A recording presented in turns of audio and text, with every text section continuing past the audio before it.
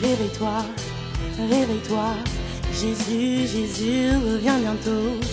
Réveille-toi, réveille-toi, Jésus, Jésus revient bientôt. Il revient bientôt. Il n'y en a pas? Acclamons le Seigneur encore une fois. Nous allons nous lever aujourd'hui. Nous sommes dans Matthieu, le chapitre 2, le verset 1 à 2. Et nous allons prendre aussi l'écriture de Matthieu, le chapitre 24, le verset 27. Et Jean, le chapitre 4, le verset 21. Alors Matthieu, le chapitre 1 à 2. Deuxième écriture, Matthieu, le chapitre 24, le verset 27. Et le dernier, c'est Jean, le chapitre 4, le verset 21. Matthieu, le chapitre 2, le premier verset, jusqu'au deuxième. Matthieu, le chapitre 24, le 27e verset. Jean, le chapitre 4, le verset 21. Voilà. Je vais commencer par Matthieu, le chapitre 2, le verset 1 à 2. Jésus étant né à Bethléem en Judée au temps du roi Hérode, voici des mages d'Orient arrivèrent à Jérusalem et dirent: où est le roi des Juifs qui vient de naître? Car nous avons vu son étoile en Orient et nous sommes venus pour l'adorer. Si vous pouvez vous lever pour honorer la parole de Dieu. La deuxième écriture, Matthieu, le chapitre 24, le verset 27. Car comme l'éclair part de l'Orient, se montre jusqu'en Occident, ainsi sera la venue du Fils de l'homme. Jean, le chapitre 4, le verset 21. Femme, lui dit Jésus, crois-moi, l'heure vient où ce ne serait ni sur cette montagne, ni à Jérusalem, que vous adorerez le Père, vous adorez ce que vous ne connaissez pas. Nous adorons ce que nous connaissons, car le salut vient des Juifs. Incline nos têtes. Seigneur Jésus-Christ, notre Dieu, nous te bénissons pour cette grâce, cette faveur au Père que tu nous accordes encore. Mon Dieu, mon roi, d'entendre ces merveilles, de te voir en action, agir encore jusqu'aujourd'hui, Père. Laisse que ton nom soit loué, laisse que ton nom soit célébré, Père éternel. Mon Dieu, mon roi, je te prie et je me recommande à toi, Père éternel, afin que tu puisses m'utiliser pour ta gloire, afin de parler à ton peuple, de les enseigner, mon Dieu, mon roi. Père éternel, de les éclairer, Père éternel, mon Dieu, mon roi.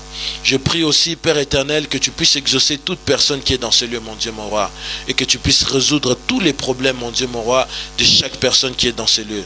Nous te prions, Père, au nom de Jésus-Christ, ton bien-aimé. Amen. Vous pouvez vous asseoir. Alors, les mages étaient des sages venus de Perse qui étaient venus pour adorer le roi des Juifs. Ils étaient des grands étudiants de l'armée céleste, du ciel. Et un jour, ils étaient en train d'observer le ciel et ils ont assisté à la fusion de deux planètes. Et ils ont vu, à l'issue de l'union de ces deux planètes, une étoile brillante se former. Et ils consultèrent les livres de leurs savants qui parlaient d'un roi qui allait venir pour régner sur tout l'univers. À la fin de temps, ils avaient eu aussi la connaissance en Babylone qu'un roi qui viendra régner sur l'univers viendra un jour et son signe apparaîtra dans les cieux par le prophète Daniel. Parce que la Bible nous enseigne dans les livres de Daniel que Daniel était plus sage que les mages, que les magiciens. Il avait toutes les sciences de Dieu. Amen. Et en étudiant l'armée céleste, les mages ont pris connaissance de l'union des deux planètes et ont décidé de suivre cette étoile qui n'avait pas l'air d'avoir, qui n'était pas une étoile comme toutes les autres étoiles. Amen. Dans Matthieu, le chapitre 24, le verset 27, Jésus parle des temps de la fin. Matthieu est connu comme un chapitre, n'est-ce pas? 24 est connu comme un chapitre qui annonce les temps de la fin. Mais nous voyons Jésus annoncer la venue du Fils de l'homme qui sera comme l'éclair. L'éclair, j'ai cherché la représentation de l'éclair. L'éclair représente une lumière qui traverse l'Orient jusqu'à l'Occident. Amen. J'aurais aimé avoir la carte, mais l'Orient, Jésus est apparu à l'Orient. Sa première venue s'est faite à l'Orient. Amen. Et sa seconde venue se fera à l'Occident. C'est pourquoi il a dit, tel l'éclair traverse de l'Orient jusqu'à l'Occident, telle sera la venue du Fils de l'homme. Et à cause de ces versets que je vous ai donnés, mon message, je l'ai intitulé « Les mages de l'Occident ». Les mages de l'Occident. Qui sont les mages? Comme je viens de vous montrer, les mages, c'était des personnes qui vivaient en Babylonie, qui étaient en train d'étudier, n'est-ce pas, l'armée céleste, les astres, qui étaient des astronautes. Beaucoup de gens les présentent comme des astrologues, mais c'était des astronomes. Ils étaient des astronomes, c'était des personnes comme la NASA, on voit aujourd'hui, qui étudiaient les mouvements qui se passent dans les cieux. Premièrement, Dieu se révèle aux mages de l'Orient et se cache au peuple qui avait la promesse. Dieu se révèle aux mages de l'Orient, mais se cache au peuple qui avait la promesse. Amos, le chapitre 3, le verset 7, la Bible nous déclare que Dieu fait rien sans révéler ses secrets, premièrement, à ses serviteurs, les prophètes. Et un prophète a parlé de cette révélation que Dieu a fait dans Matthieu, le chapitre 2, le verset 1 à 2. Et le prophète Ésaïe dit dans Ésaïe, le chapitre 55, le 5e verset, « Voici, tu appelleras des nations que tu ne connais pas, et les nations que tu appelleras des nations que tu ne connais pas, et les nations que tu ne connaissais pas accourront vers toi, à cause de l'Éternel, ton Dieu, du Saint d'Israël, qui te glorifie. » Là, on parlait du Messie. Le Messie, les nations qui ne connaissaient pas le Messie, les Babyloniens ne connaissaient pas le Messie. Amen. Les Babyloniens adoraient plusieurs dieux. Vous pouvez voir ça dans les livres de Daniel. Ils adoraient Nebuchadnezzar, ils adoraient le soleil, ils adoraient la lune, ils adoraient plusieurs divinités. Amen. Durant la période dont Dieu s'est révélé aux mages de l'Orient, tout Israël régnait dans l'apostasie. Le temps que Dieu s'est révélé aux mages, en Israël, il y avait l'apostasie. Comme il n'y a rien de nouveau sous le soleil, les mages aussi, n'est-ce pas, de l'Orient, de l'Occident, quand Dieu va se révéler à ces mages-là, toute la nation qui attendait la promesse sera dans l'apostasie. Alors qu'est-ce que veut dire l'apostasie? L'apostasie veut dire l'abandon de la foi. Et nous voyons ça dans Matthieu, le chapitre 2, le 3e verset jusqu'au 4e verset. Le roi Hérode, ayant appris cela, fut troublé, et tout Jérusalem avec lui. Il assembla tous les principaux sacrificateurs et les scribes du peuple, et les informa auprès d'eux, et s'informa auprès d'eux d'où devait naître le Christ. Ni les sacrificateurs, ni les scribes qui étaient assis dans la loi de Moïse avaient pris connaissance que le Messie qu'ils adoraient, les Messies dont le prophète avait parlé, qui allait venir, la promesse qu'ils attendaient était en train de s'accomplir. Pourquoi? Parce qu'ils étaient dans un état d'abandon de foi. Alors les enfants d'Israël, lorsqu'ils ont commencé à pécher contre Dieu, ils sont arrivés dans la terre promise, tout s'est passé bien, jusqu'à ce qu'ils commencent à faire les choses comme les nations. Qu'est-ce qui s'est passé à la suite? Dieu a envoyé Nebuchadnezzar pour pouvoir, n'est-ce pas, amener ce peuple en captivité en Babylone. Lorsqu'ils sont partis en captivité en Babylone, plusieurs doctrines, lorsqu'ils sont retournés en Israël, ont pris leur naissance. Il y a la doctrine des pharisiens qui est née après la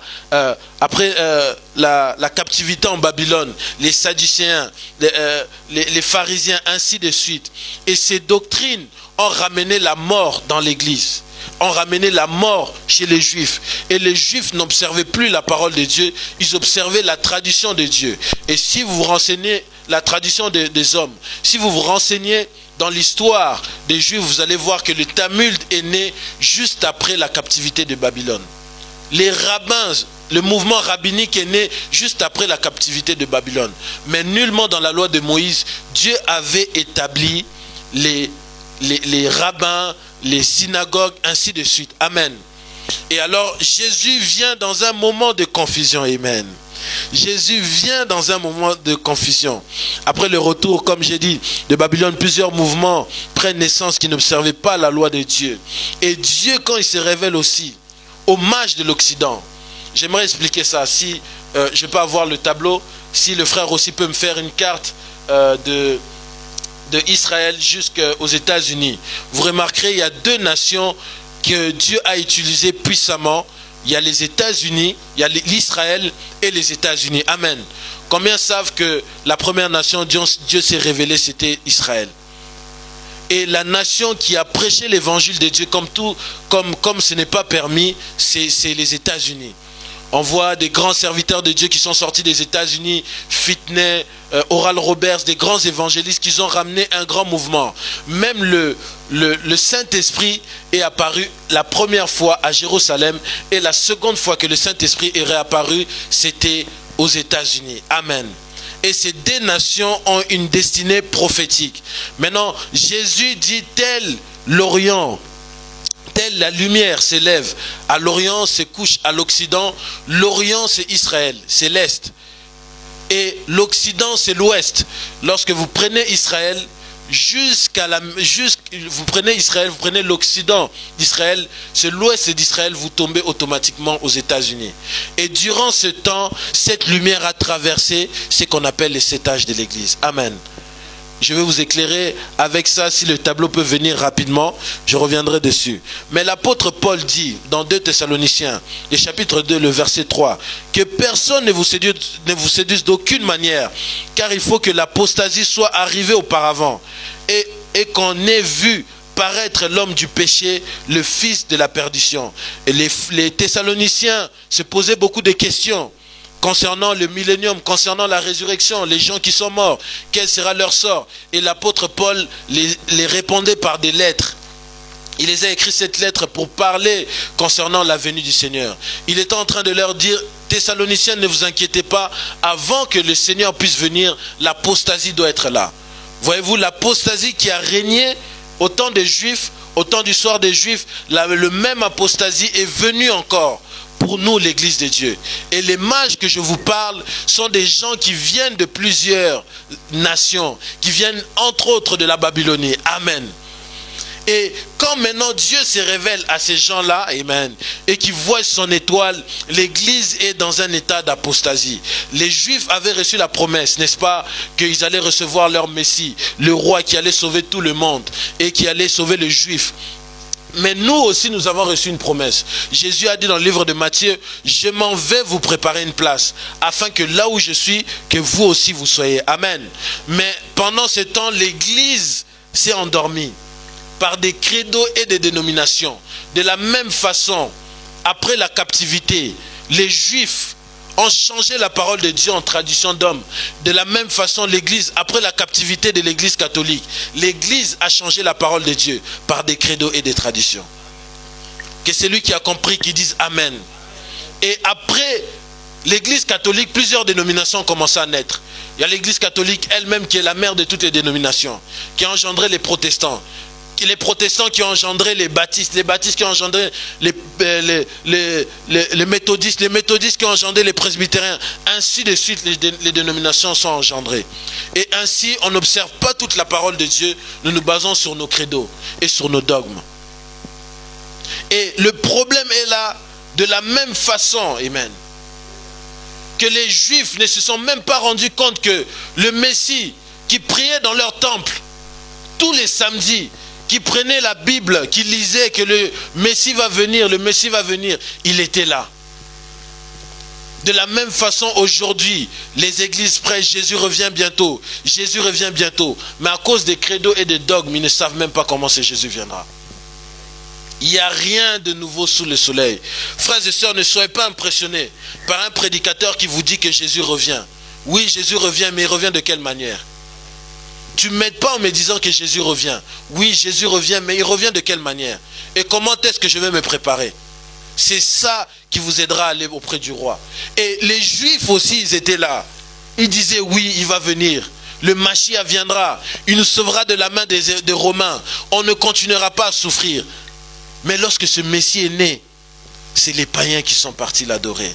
C'est pourquoi Jésus a dit, les premiers seront les derniers. Et les derniers seront les premiers. Que personne ne te méprise, mon frère, ma soeur.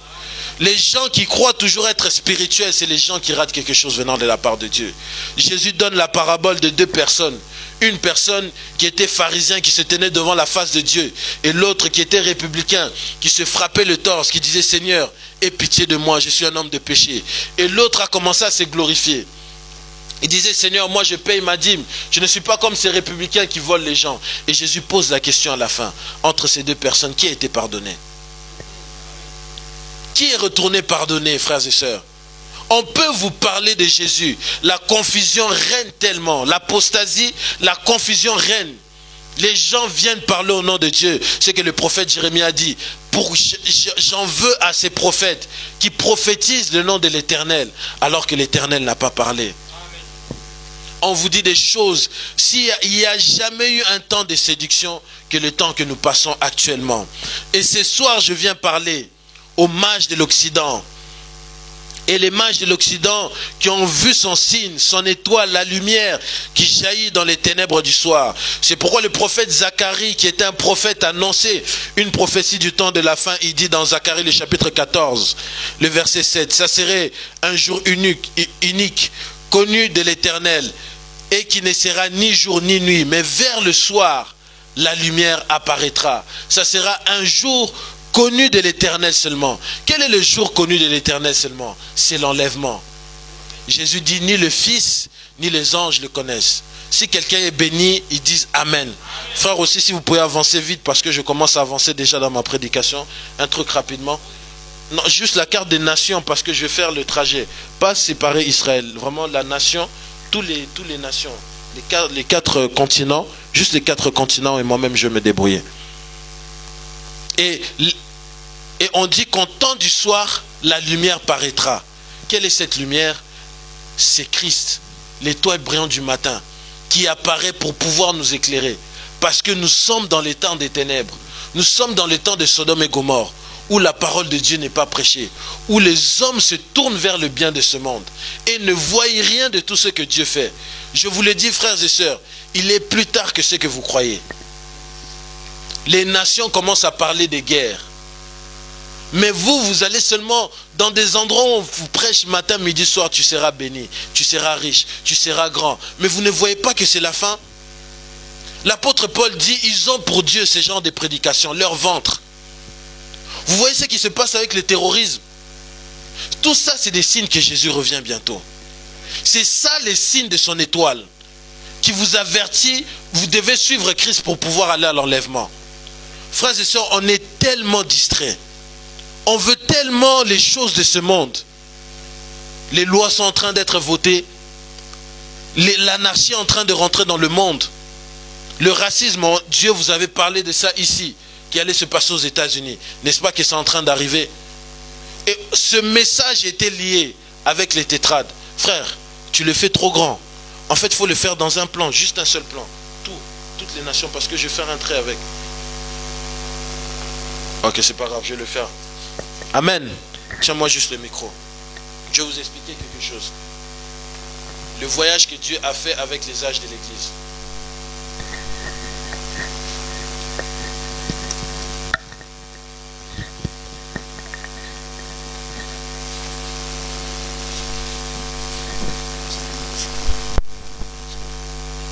Je vais faire ça en petit ici.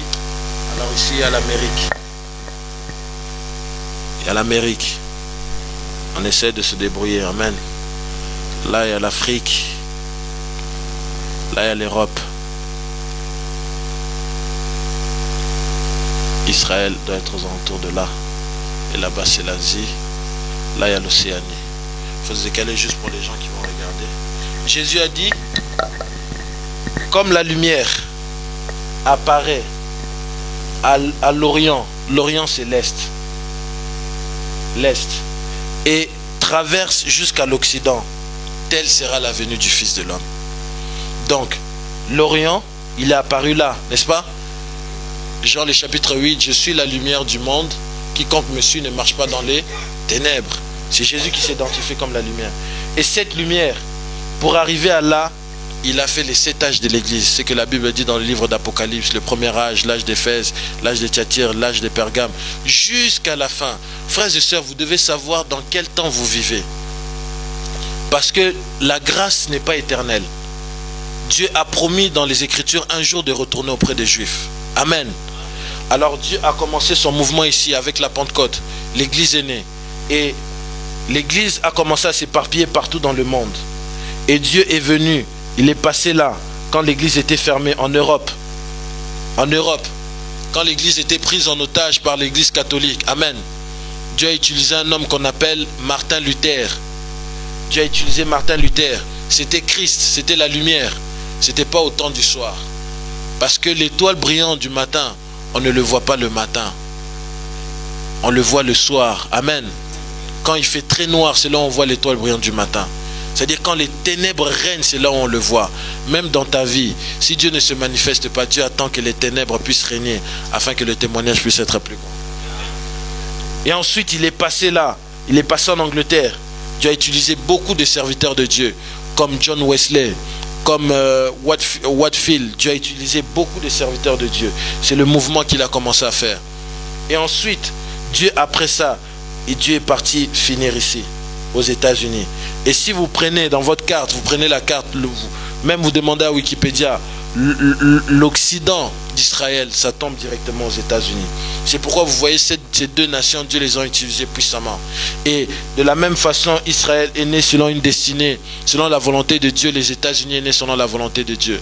Les États-Unis ont enseigné la parole de Dieu à l'école jusqu'à ce que ça change maintenant. Les États-Unis, eux aussi, la bête dont Dieu parlait dans Apocalypse, le chapitre 13, qui monte de la terre, qui avait 2 cornes, qui était comme un agneau. Après, elle commence à prononcer des paroles blasphématoires. Pourquoi? Elle était comme un agneau. Un agneau représente qui? Christ. Au début, elle prêchait la parole de Dieu. Mais au fur et à mesure qu'ils ont avancé, ils ont changé. Ils ont commencé à voter la loi d'avortement. Ils ont commencé à voter plusieurs lois qui étaient contre Christ. Et Dieu, entre-temps, parce que la lumière doit retourner en Israël, doit faire ce qu'on appelle un cercle. La lumière doit retourner en Israël. Et amen, gloire à Dieu. La plupart des gens qui sont ici, c'est des hommes noirs. Vous allez poser la question, mes frères Fred, où est la place de l'homme noir dans la rédemption? Dieu n'a pas oublié les hommes noirs. Jésus a dit, la reine de Séba s'élèvera pour juger la génération de Sodome et Gomorrhe. Vous êtes cette génération. Parce que vous êtes descendants de l'homme noir. La reine Séba était noire. Et Jésus était celui qui était plus grand que Salomon. Amen. Donc avant que Jésus puisse retourner et se révéler à ses frères juifs, il va passer par l'Afrique. Il va passer par l'Afrique. Et c'est pourquoi vous voyez un grand réveil en Afrique actuellement. Et vous voyez les Blancs sont très réticents à la parole de Dieu. Parce que c'est l'âge et le moment des hommes africains. C'est le moment où les hommes africains sont disposés pour croire la parole de Dieu. C'est pourquoi vous voyez les Blancs sont très réticents à la parole de Dieu. Parce que Christ est en train d'achever son travail avec les hommes africains. Quand Christ finira son travail ici, il retournera auprès des Juifs. Afin qu'ils puissent accomplir ce qui est écrit dans l'Apocalypse. Il a racheté pour Dieu toute personne, de toute tribu, de toute langue, de toute nationalité. C'est pas merveilleux la rédemption? Vous devez connaître la parole de Dieu, frères et sœurs. Vous devez connaître la parole de Dieu. Dieu dit, mon peuple périt faute de connaissance. Vous devez savoir la rédemption, dans quel temps on vit. Parce que les Juifs, ils célébraient Dieu dans le temple. Ils glorifiaient Dieu. Ils disaient, oui, on attend le Messie. Mais eux-mêmes, ils ont combattu leur propre Messie. Ils prêchaient des messages qui étaient contre leur Messie. Et aujourd'hui, dans nos églises, on prêche des messages qui sont contre Christ. Beaucoup de gens croient l'antichrist, c'est seulement des satanistes. Quelqu'un qui prêche le contraire de ce qui est dit dans la Bible est antichrist. De la même façon, les pharisiens, ils se sont attachés à des traditions. Ils ont inventé des choses. Aujourd'hui, on voit des choses inventées. Des choses comme la Trinité, ça n'existe pas dans la Bible. Mais aujourd'hui, des églises prêchent ça.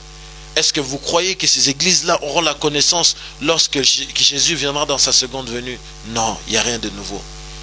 Des gens qui laissent les femmes prêcher. Est-ce que c'est écrit dans la Bible? Non, ce n'est pas écrit dans la Bible. Si ce n'est pas écrit dans la Bible, pourquoi on fait ça? Jésus a reproché aux pharisiens. Il a dit, scribes et pharisiens hypocrites, vous avez changé la parole de Dieu en tradition d'homme. Et l'apôtre Paul, qui était prophète, a vu ces choses qui se passent actuellement. Et il a écrit ça à Timothée dans 1 Timothée, le chapitre 4, le premier verset. Mais l'Esprit me dit expressement que dans les derniers temps, quelques-uns abandonneront la foi, l'apostasie, pour s'attacher à des esprits séducteurs, amen, à des doctrines des démons. Et dans 1 Corinthiens, je crois, dans 2 Corinthiens, dans 2 Timothée, il dit que les gens auront la démangeaison d'entendre la sainte doctrine. Aujourd'hui, lorsque vous montrez aux gens que les femmes ne peuvent pas prêcher, les gens s'énervent. Vous montrez qu'il y a un seul Dieu, que la Trinité n'existe même pas dans la Bible, les gens s'énervent.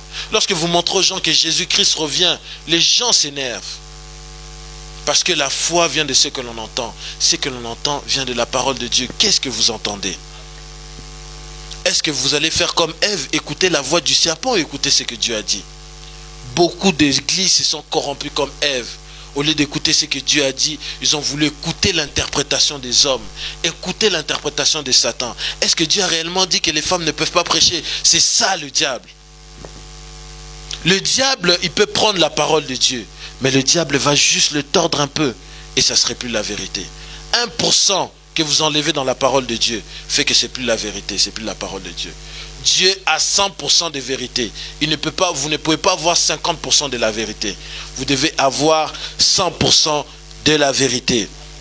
Et 2 Corinthiens, le chapitre 4, le verset 3, l'apôtre Paul dit, si notre évangile est encore voilé, il est voilé pour ceux qui périssent, pour les incrédules dont le Dieu de ce siècle a aveuglé l'intelligence, afin qu'ils ne vissent pas briller la splendeur de l'évangile de la gloire de Christ, qui est l'image de Dieu. Il y a des gens qui sont aveuglés par le Dieu de ce siècle. Qui est le Dieu de ce siècle? C'est maman, l'argent, l'évangile de l'argent. Ça aveugle les gens. Les gens sont aveuglés par l'argent. Je me pose des questions. S'ils voient tous les événements que nous voyons dans le monde, la Russie est prête à attaquer l'Amérique. Récemment encore, des journaux officiels, ils ont écrit sur ça. La Chine est prête à attaquer le Japon à cause du Nil. L'Arabie Saoudite est prête à attaquer l'Irak. Et est prête à attaquer l'Iran. Et si vous ne savez pas, la Turquie a été prise, il y a eu un coup d'État en Turquie. Vous voyez toutes ces confusions dans le monde. Pourquoi on ne se pose pas des questions? Pour qu'est-ce qui se cache? Un homme qui prend sa voiture, qui commence à écraser les gens. Et vous, on vous prêche toujours la prospérité. Jésus a dit, ce qui s'est passé au temps de Noé, se passera encore avant l'avènement de l'homme. Et qu'est-ce qui s'est passé au temps de Noé? La Bible nous dit que le cœur de l'homme s'est tourné chaque jour vers le mal. Tous ces signes, Jésus a dit à celui qui lit, qui sache que l'heure est proche. Et les mages, c'était des lecteurs du ciel. Ils lisaient ce qui se passait au ciel. La Bible déclare dans les livres de Psaume 19 que les cieux racontent la gloire de Dieu. Jésus dit que ta volonté soit faite sur la terre comme au ciel. Dieu avait annoncé déjà ce qu'il allait faire. Mais les gens qui l'adoraient, qui croyaient l'adorer chaque samedi, ils allaient, mais ils ne savaient même pas que le Messie venait de naître. Ils l'ont même persécuté. Ils ont voulu tuer leur propre Messie. Et beaucoup de gens aujourd'hui, lorsque vous leur parlez de Jésus revient bientôt, ils sont réticents. Moi je ne suis pas riche, moi je ne suis pas marié. Jésus ne vous a pas sauvé pour que vous puissiez vous marier en premier lieu. Jésus ne vous a pas sauvé pour que vous puissiez avoir de l'argent. Jésus vous a sauvé pour vous donner plus que tout cela. C'est la vie éternelle. Dieu a tant aimé le monde qu'il a donné son Fils unique, afin que quiconque croit en lui ne périsse pas, mais qu'il ait la vie éternelle. L'argent va périr. Jésus a dit, toutes les choses de ce monde passeront, mais ma parole ne passera jamais, frères et sœurs. Même les cieux passera, frères et sœurs. Mais la parole de Dieu ne passera jamais. Et ce que Dieu prend plaisir, ce n'est pas d'aller chaque dimanche à l'église. Non, non, non. Ce que Dieu prend plaisir, c'est l'obéissance à sa parole. Frères et sœurs, le salut, comme l'apôtre Paul dit dans les livres des Romains, est plus proche de vous depuis que le jour où vous avez cru. Le salut est très proche. L'enlèvement peut se passer à tout moment. Et comme je vous ai montré maintenant, comme je suis là, là Dieu finit sa rédemption ici. Ici, on arrive au 7e âge de l'église. Quand Jésus arrive là, comme vous voyez les Noirs se convertir, donner leur vie à Christ, ça signifie que Jésus bientôt va retourner auprès des Juifs. On a enseigné ici les retours des Juifs, le signe imminent du retour de Jésus. Jésus avait dit dans Matthieu 24, lorsque vous verrez le figuier qui a été maudit, qui commence à bourgeonner, à celui qui lise, qui sache que le Fils de l'homme est à la porte. Combien de gens lisent? Combien de gens méditent? Mon peuple périt faute de connaissance. Dieu reproche à son peuple, ou il reprochait à son peuple de manquer la connaissance. Les mages de l'Orient, ils étaient partis adorer le roi des Juifs. Matthieu le chapitre 2, le verset 2. Et dire, où est le roi des Juifs qui vient de naître? Car nous avons vu son étoile en Orient et nous sommes venus pour l'adorer. Les mages avaient la révélation parce qu'ils étaient enseignés par Daniel. Daniel les avait enseignés concernant les signes du Messie et ainsi de suite. Et ils ont appris en cela parce qu'ils suivaient l'étoile. Et l'étoile, c'était Christ qui les amenait jusqu'à la destination prophétique qui était dit dans Michée, le chapitre 5. Le deuxième verset, et toi Bethléem Ephrata, petit d'entre les milliers de Juda, de toi sortira pour moi celui qui dominera sur Israël et dont l'origine remonte aux temps anciens, aux jours de l'éternité. Les mages, ils avaient la révélation qu'ils allaient adorer le roi des Juifs. Les mages de l'Orient, ils avaient la révélation qu'ils allaient adorer les rois des Juifs. Pourquoi pas le roi des nations? Parce que Jésus, dans sa première venue, il est venu comme le roi des Juifs pour racheter les brebis perdues des enfants d'Israël. Mais lorsqu'il vient dans sa seconde venue, les mages de l'Occident, ils adorent le roi des rois, le Seigneur des seigneurs. Parce que quand Jésus est mort et ressuscité, il rachète toutes les nations. Le salut n'est plus que pour les Juifs, c'est pour quiconque. Quiconque. C'est lui qui veut l'accepter, il devient ton roi. C'est lui qui veut l'accepter, il devient ton Seigneur. C'est pourquoi il est écrit dans Apocalypse chapitre 19, le verset 15 à 16. De sa bouche sortait une épée aiguë pour frapper les nations humaines. Il les pètera avec une verge de fer. Il foulera la cuve du vin de l'ardente colère de Dieu Tout-Puissant. Il avait sur son vêtement et sur sa cuirasse un nom écrit, Roi des rois et Seigneur des seigneurs. On ne parle plus des rois des Juifs, parce qu'il est le roi qui doit régner dans le monde. Les mages de l'Occident, avant d'adorer le roi, ils doivent connaître ce roi-là dans ses attributs. Il est important. Amen. Et les mages de l'Orient ont réalisé l'adoration du soir au temps des Juifs. Les mages de l'Orient ont réalisé l'adoration au temps du soir des Juifs. Quand Jésus est arrivé, c'était la dernière dispensation des Juifs. Jésus est venu mettre les traits d'union entre l'Ancien Testament et le Nouveau. Et quand Jésus est venu, c'était le dernier âge d'église, c'était l'âge de la Odyssée des Juifs. My God. Où les Juifs, ils étaient aveugles, ni pauvres, misérables. Qu'ils n'avaient même pas besoin de Christ. Ils disaient qu'ils étaient riches alors qu'ils étaient pauvres. Parce que Jésus aussi appelait les pharisiens aveugles. Laisse les aveugles conduire les aveugles. Les tombeaux blanchis. Ils disent, on n'a pas besoin de toi. Crucifiez-les. Voyez-vous, c'est la même chose que l'église de ce temps est en train de faire. Elle n'a pas besoin de Christ. Elle n'a pas besoin de Christ. Christ lui dit, demande-moi de l'or, la divinité, le Saint-Esprit dans l'âme. Combien de gens ont le Saint-Esprit dans leur âme?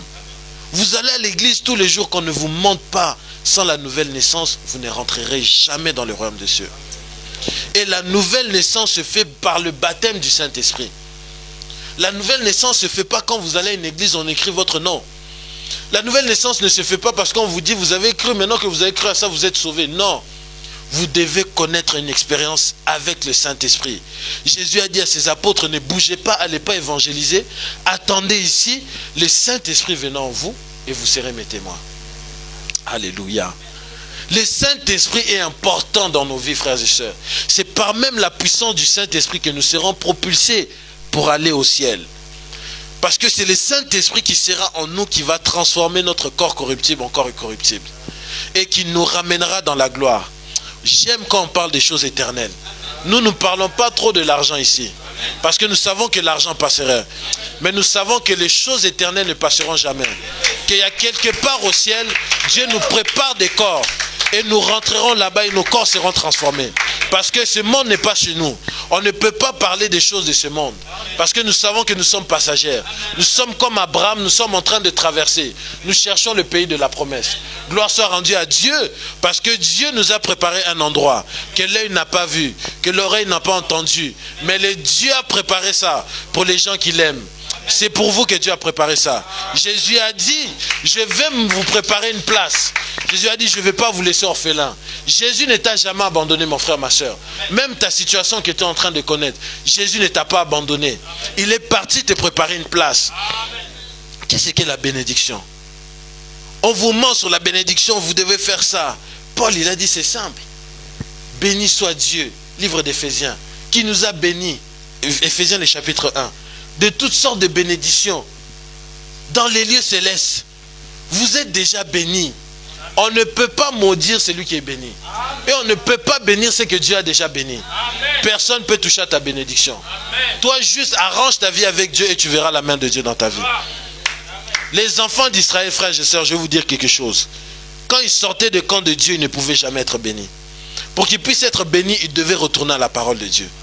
Dieu a dit dans le livre de Deutéronome, si vous respectez tout ce que moi je vous ai dit, toutes les bénédictions que j'ai prononcées sur vous arriveront sur vous. Amen. Si vous ne respectez pas tout ce que moi je vous ai dit, toutes les malédictions que j'ai dites sur vous arriveront sur vous. Amen. Dieu a dit, si vous obéissez à mes commandements, aucune personne ne peut vous vaincre.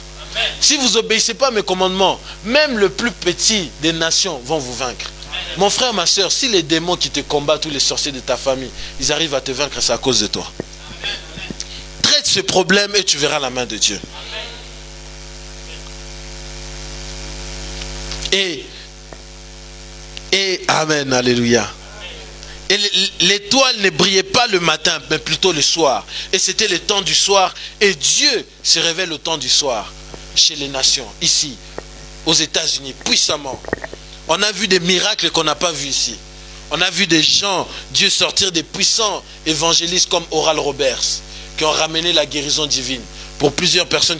Tony Osborne est venu d'ici, William Branham est venu d'ici, même des femmes que Dieu a utilisées dans la guérison divine, Catherine Kuhlman, sont venues d'ici. Dieu s'est manifesté puissamment. Le plus grand réveil entre celui de Jérusalem, hormis Jérusalem, il y a eu le réveil d'Azusa, où le Saint-Esprit est descendu, tous les gens commençaient à parler en langue. Et pour montrer le signe que c'était le temps de ces personnes, les personnes qui se sont mis à parler en langue dans les rues, c'était des hommes noirs. C'était 3 femmes noires. Et c'était dans la ségrégation raciale. Pour recevoir le Saint-Esprit, Dieu a choisi un homme noir qui lui a donné les clés comme Pierre, William Seymour. Et par lui, le mouvement de pentecôtisme est né après. Lui n'était pas dans ce mouvement. Lui, il a amené le mouvement du réveil.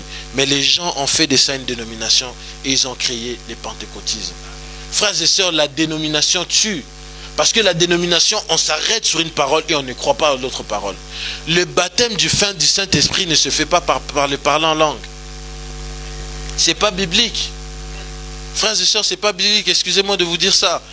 Et les gens vont vous dire, mais dans Actes, le chapitre 2, lorsque le Saint-Esprit est descendu, ils ont parlé des langues. Oui, mais quelle langue ils ont parlé? Grec? Arabe? Araméen? Les gens entendaient.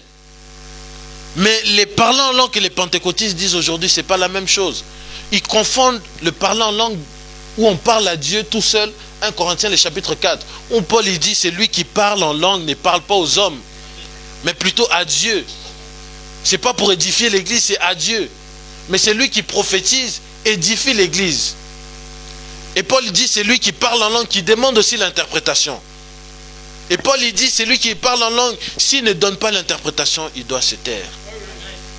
Et la prophétie, quand les gens doivent prophétiser dans une assemblée, pas plus de 3 personnes. Vous voyez, si nous revenons à la parole, nous voyons que nous sommes très loin de la parole. Mais même si la parole fait mal, nous disons Amen. Parce que c'est ça qui va nous sauver. Jésus les a chassés, ils ont dit, où pourrons-nous aller? Parce que c'est toi qui détiens les paroles de la vie. Même si quand vous voyez en prêche ici, la parole vous fait mal, vous lui dites, Seigneur, je n'ai pas d'autre endroit où aller. J'ai dit seulement Amen. Et vous avancez avec Dieu. Acclamez le Seigneur Jésus-Christ.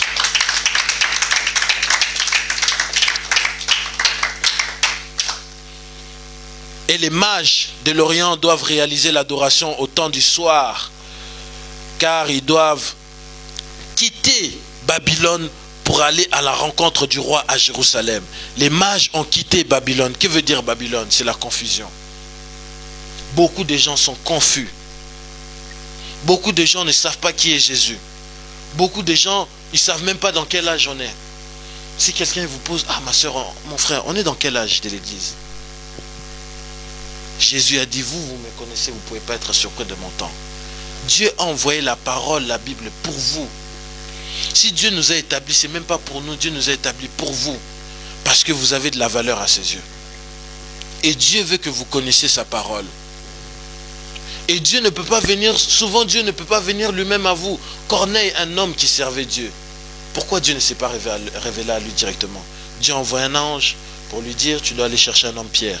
Et quand Pierre il viendra, il t'expliquera l'évangile. L'eunuque éthiopien qui était en train de méditer Ésaïe 53, il ne comprenait pas. Dieu a dit à l'eunuque éthiopien, à Philippe, monte dans le char de l'eunuque éthiopien et explique-lui la prophétie qui parlait de Christ. Frères et sœurs, vous avez besoin de chercher des endroits où vous allez nourrir votre âme. C'est important. Parce que plusieurs loups sont introduits. Comme Paul il dit dans les livres de Corinthiens, de la même façon que le diable se déguise en ange de lumière, et aussi se déguise en prédicateur d'évangile. Mais ils sont là pour vous détruire.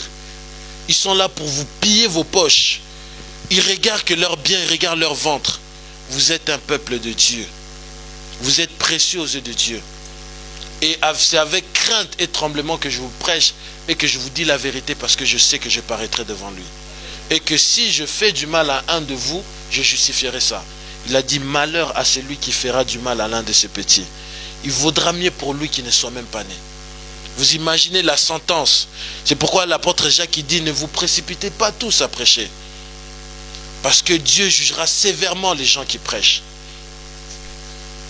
Et les gens, Dieu leur demande de quitter Babylone. Pour pouvoir adorer le Messie, on ne peut pas l'adorer en Babylone. Apocalypse, le chapitre 18, le verset 4. Puis j'ai entendu une autre voix du ciel, amen, qui disait, sortez de Babylone, mon peuple, afin que vous ne participez point à ses péchés, et que vous ne recevez point ses plaies, car ses péchés se sont accumulés jusqu'au ciel, et Dieu s'est souvenu de ses iniquités. Ce soir, Dieu veut que vous quittez de Babylone. Dieu veut que vous quittez la confusion. Dieu ne vous a pas établi sur la terre pour que vous puissiez être dans la confusion.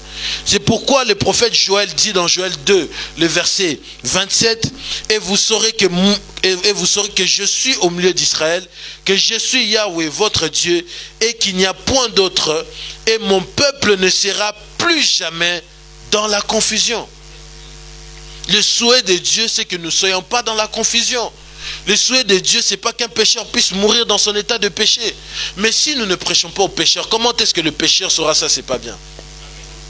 Un enfant, s'il n'est pas éduqué, on l'apprend le bien et le mal. Comment est-ce qu'il pourra distinguer? Et nous venons ce soir vous dire de sortir de la confusion. Dieu n'aime pas les dénominations. Et je vais poser la question ici. Combien de gens peuvent me dire que Paul était catholique? Qui croit que Paul était catholique? Qui croit que Paul était protestant?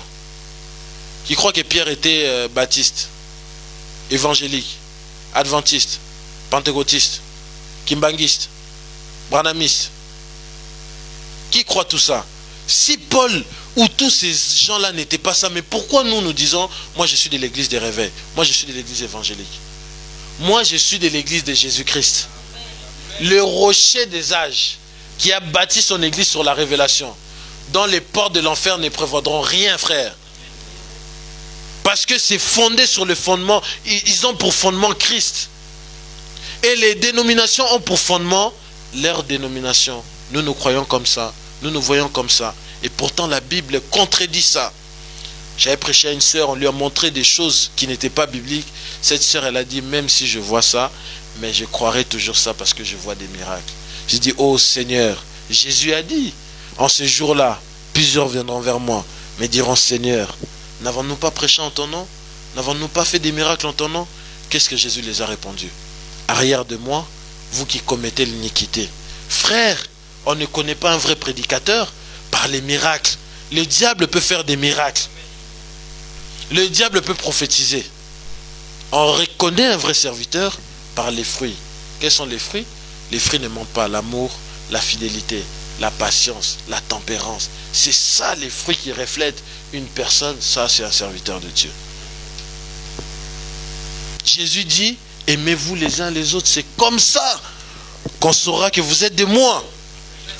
On reconnaîtra mon fruit. Parce que moi, je suis le sceptre. Vous êtes les sarments. Amen. Et Jésus a dit, tout sarment qui ne produira pas de fruits sera arraché et jeté au feu. Toutes ces choses, vous devez les savoir, frères et sœurs. Et Dieu a dit que son peuple ne sera plus dans la confusion. Pourquoi son peuple ne sera plus dans la confusion? Apocalypse, le chapitre 10. Commençons par le premier verset. Et j'ai vu un autre ange puissant qui descendait du ciel, enveloppé d'une nuée. Au-dessus de sa tête était l'arc-en-ciel. Et son visage était comme le soleil. Amen. Ses pieds étaient comme des colonnes de feu. Il tenait dans sa main un petit livre ouvert. C'est ça le livre qu'on veut. Amen. Il posait son pied droit sur la mer et son pied gauche sur la terre. Et il cria d'une voix forte comme rugit un lion. Qui est le lion? Le lion des tribus des... Donc la personne qu'on nous parle là, c'est qui? C'est le Seigneur. Qui est un ange. Les gens vont dire, mais Jésus est un ange. Qu'est-ce que veut dire ange? Ange veut dire roi, envoyé de Dieu. Et Jésus-Christ est l'ange de l'alliance. Dans Malachie, on dit ça. Voici, l'ange de l'alliance rentre dans quoi? Dans son temple. Ah, mais... Oh, la parole est merveilleuse. Et rugit comme un lion. Quand il cria, les 7 tonnerres firent entendre leur voix. Alléluia. Et quand les tonnerres eurent fait entendre leur voix, j'allais écrire et j'ai entendu du ciel une voix qui disait, celle ce que dit les 7 tonnerres et ne les écrit pas. Et l'ange que je voyais debout sur la mer et sur la terre leva sa main droite vers le ciel et jura par celui qui vit au siècle des siècles, qui créa les ciels et les choses qui y sont, la terre et les choses qui y sont, et la mer, les choses qui y sont, qu'il n'y aura plus de temps, mais qu'au jour de la voix du 7e ange, quand il sonnera de la trompette, tous les mystères cachés de Dieu s'accompliront selon ce qu'il a promis à ses serviteurs les prophètes. La confusion part parce que Dieu révèle toute sa parole. En ces temps du soir, pour réaliser le vrai adoration, vous devez connaître ce que Dieu a dit. Amen. Sinon, vous ne pourrez pas adorer Dieu d'une bonne façon. Amen. Jésus, lorsqu'il était en train de se balader dans Israël, personne ne savait que c'était le Messie. Dieu ne se révèle pas à toute personne. Dieu choisit un homme qu'il utilise pour se révéler aux autres. Amen. Et les pharisiens qui étaient assis dans la loi de Moïse, ils voyaient Jésus frémissant. Un petit homme qui marchait et qui frémissait, qui marchait courbé comme ça. Ils ne pouvaient même pas se dire que c'était le Messie. Mais ils ont oublié qu'Ésaïe avait dit qu'il n'avait rien pour attirer notre œil.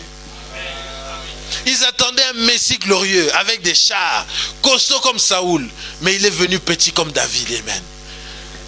Dieu se manifeste toujours dans les choses qui sont petites. Des gens qui sont insignifiants. Mais ces gens-là, c'est Dieu qui utilise ces gens-là. Et Jésus était là, il marchait, il est arrivé pour prendre son baptême, gloire à Dieu. Mais il y avait un prophète, gloire à Dieu. Il y avait un prophète dont Dieu avait utilisé, il avait préparé.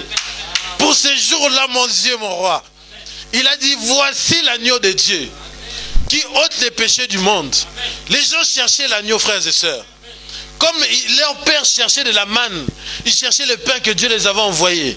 Il fallait qu'un prophète Moïse puisse leur dire, le pain que vous cherchez, c'est ça, de la manne. Sinon, ils n'allaient même pas manger ça, frère. Vous avez besoin d'entendre une voix prophétique pour connaître les desseins de Dieu. Dieu se révèle toujours à ses saints prophètes.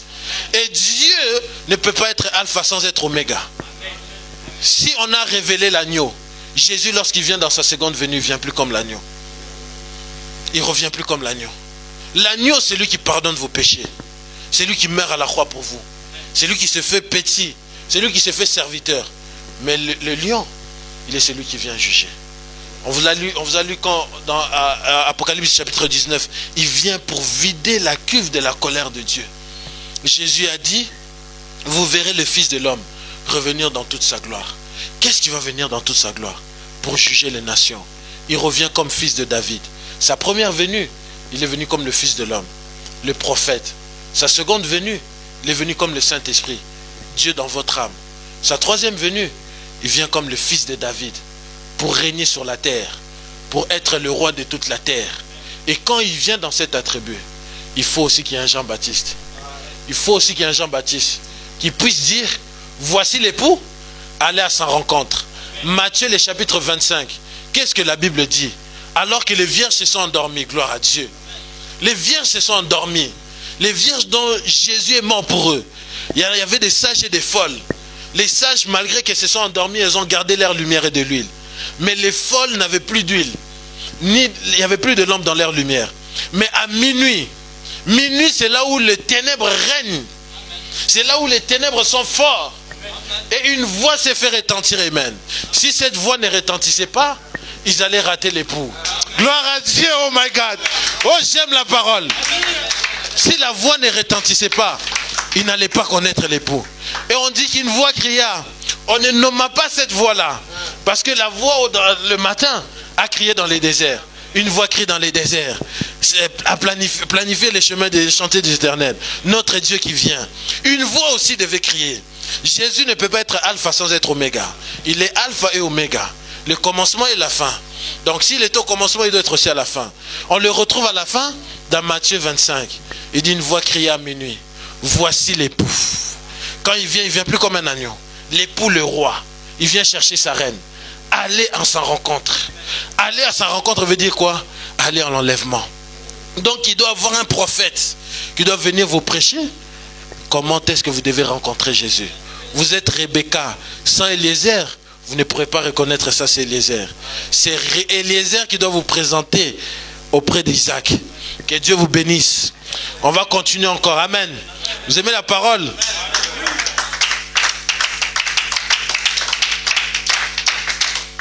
Nous, la parole est merveilleuse.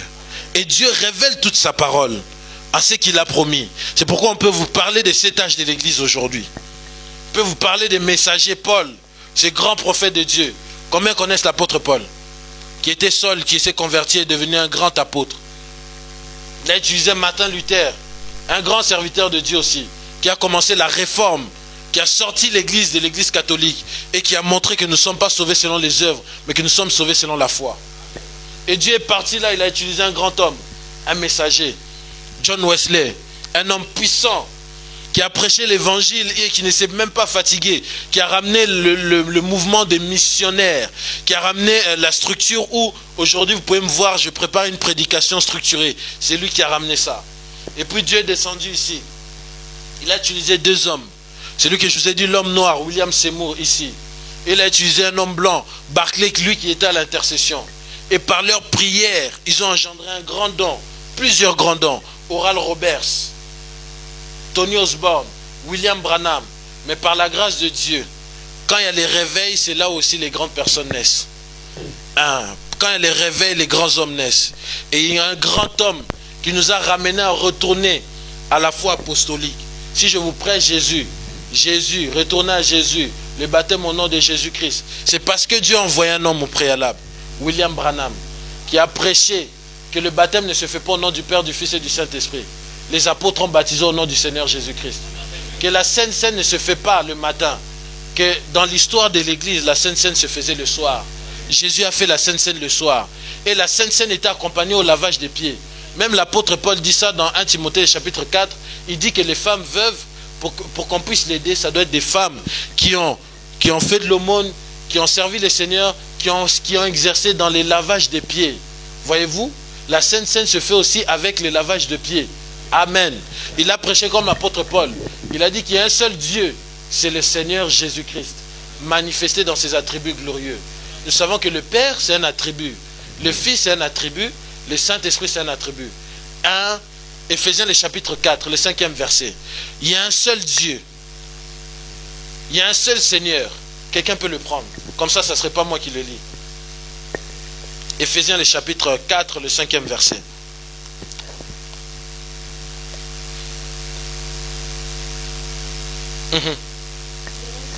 Il y a un seul Dieu. Il y a un seul Seigneur. Il y a une seule foi. Un seul baptême. Un seul Dieu. Et parmi tous, premièrement, qui est au-dessus de tous, premièrement. et Père de tous, qui est au-dessus de tous, et parmi tous, et en tous. Père. Souvenez-vous dans Ésaïe, le chapitre 9, qui peut prendre Ésaïe, chapitre 9, le verset 5? Est-ce qu'il peut avoir deux pères? Non, il y a un seul Père. Le Père est au-dessus de tous. Il est parmi tous. Emmanuel veut dire quoi? Dieu parmi nous. Il est en tous. Jésus dit quoi? En ce jour-là, vous saurez que moi, je suis dans le Père, et que le Père est en moi, et nous viendrons habiter en vous. Donc ça veut dire le Saint-Esprit, c'est Dieu habitant en nous. Dieu tabernaclé dans des hommes. C'est ça le Saint-Esprit. Et ce Dieu-là, c'est le Seigneur Jésus-Christ. Il n'y en a qu'un, il n'y en a pas trois. Beaucoup de gens ont confondu ça.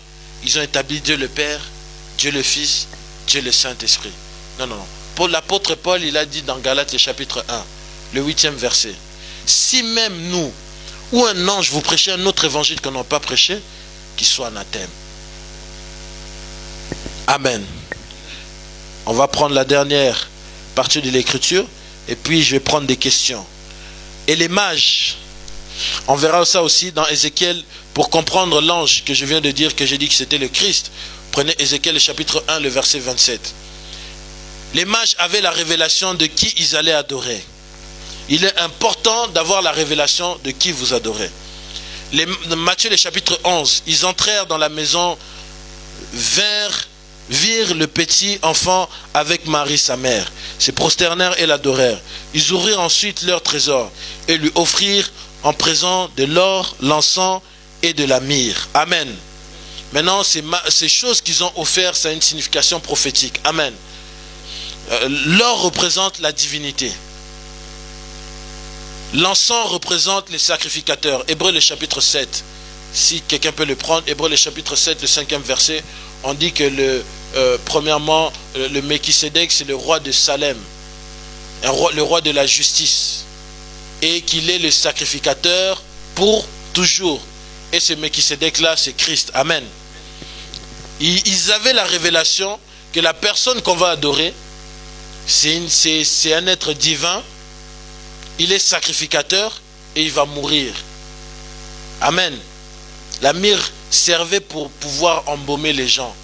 Et ils avaient la révélation que Christ allait mourir.